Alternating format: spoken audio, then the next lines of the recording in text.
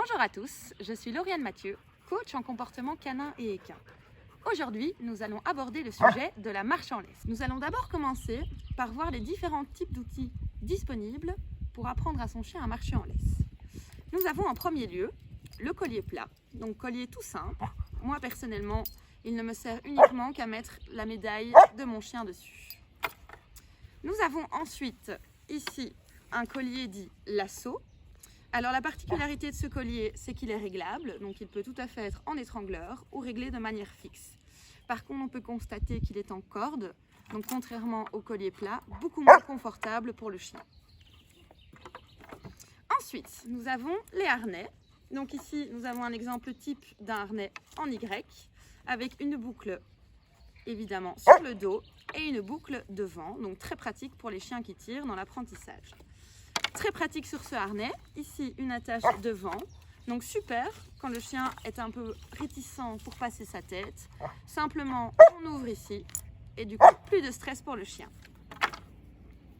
Pareil ici, petit harnais en Y, tout simple, il n'y a juste pas d'ouverture de tête, voilà, mais exactement le même principe. Nous allons ensuite voir les différents types de laisse. Donc ici c'est une laisse que j'aime assez bien, son seul défaut c'est qu'elle a un seul point d'attache.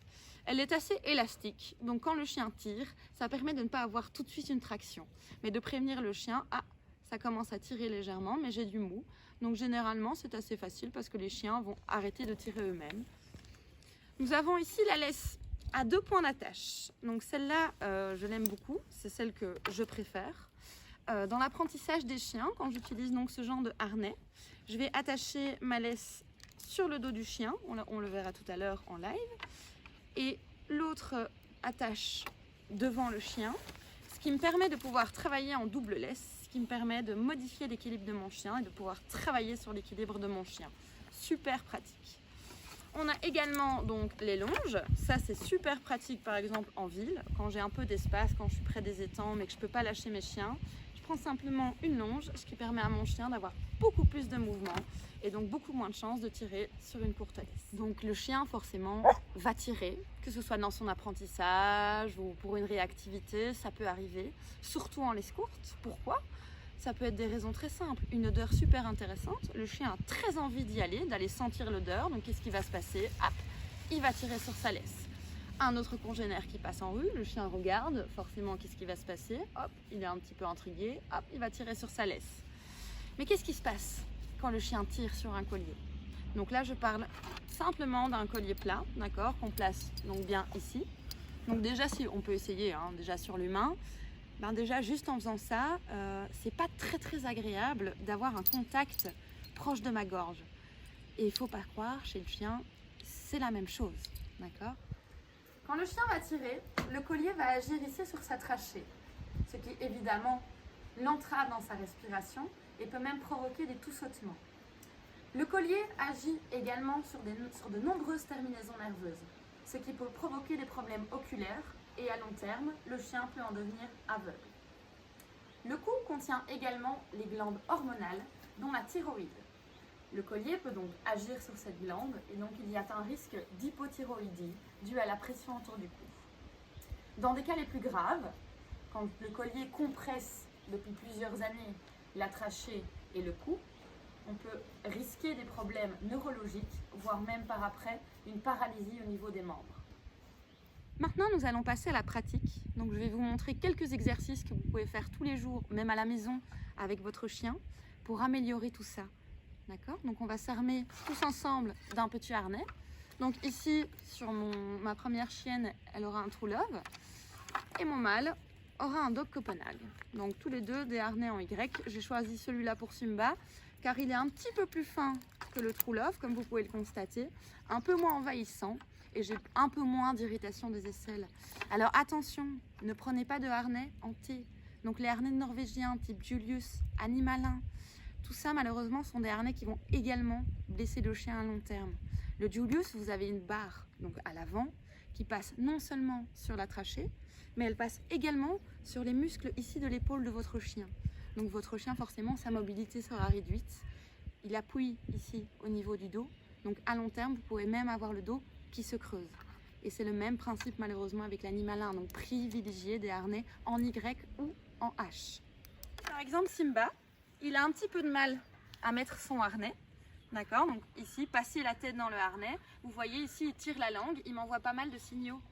D'accord, pour me dire ah non, non, j'ai pas envie de mettre le harnais. Ici, simplement, il tourne la tête. Voilà, j'ai une langue qui sort.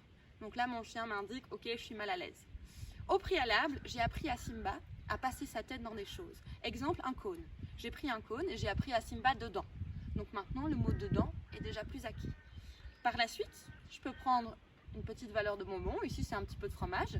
Je viens la placer dans le harnais et j'invite mon chien à suivre le petit bout de fromage et à venir mettre sa tête de lui-même.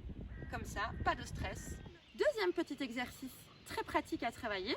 Ça, vous pouvez le faire tous les jours chez vous. On va dire 2 fois par jour. Vous prenez 5 petits bouts de bonbons.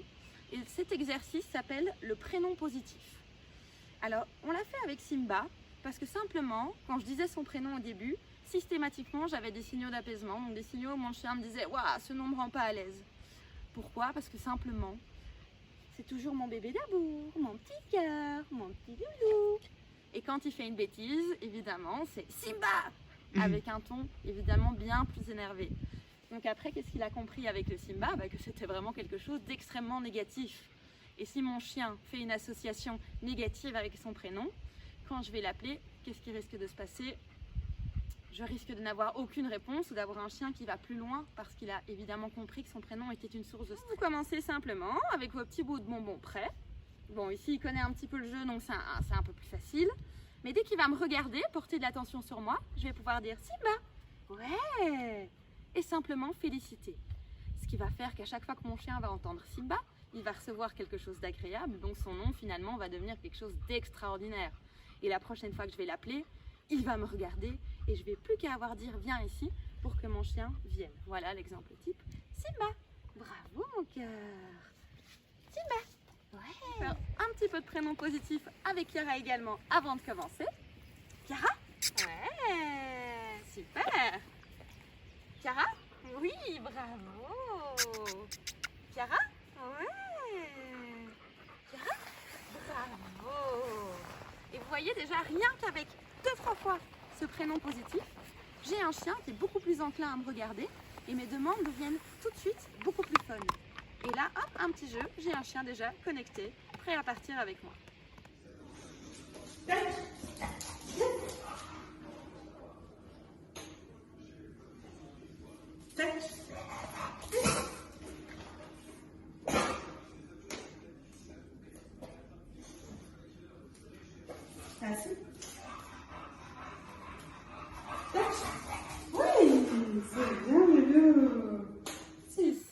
Avec la laisse, on va pouvoir combiner du prénom positif ainsi que beaucoup de renforcement.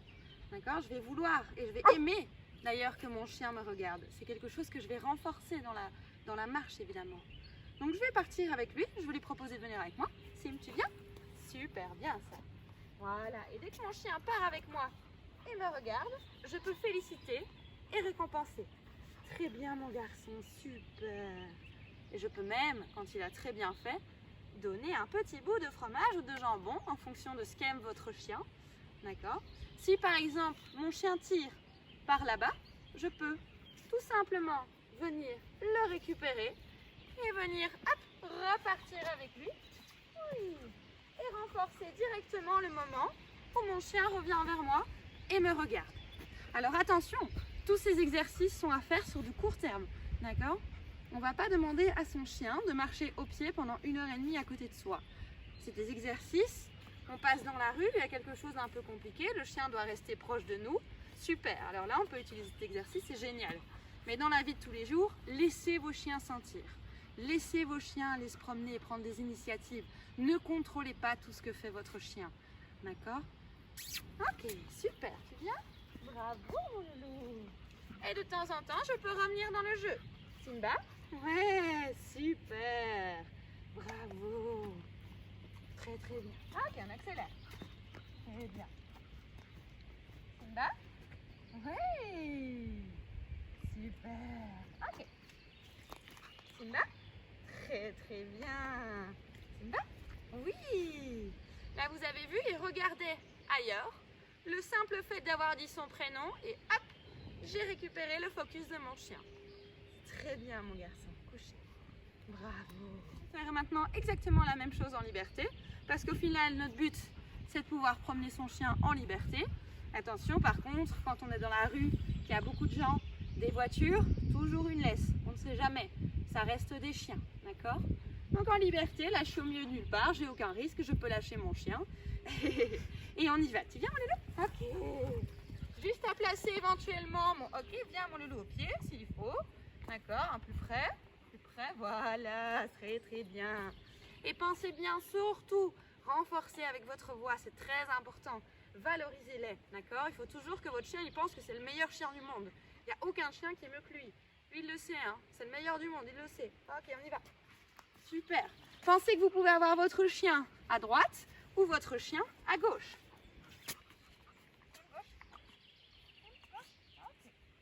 Voilà, très bien.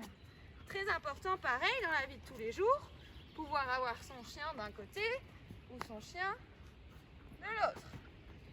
Stop. Ok, bien. Voilà, très bien. Super bien. Et toujours valoriser les bons comportements de mon chien. Une fois que j'ai fait ça, tout ça, ça devient super fun.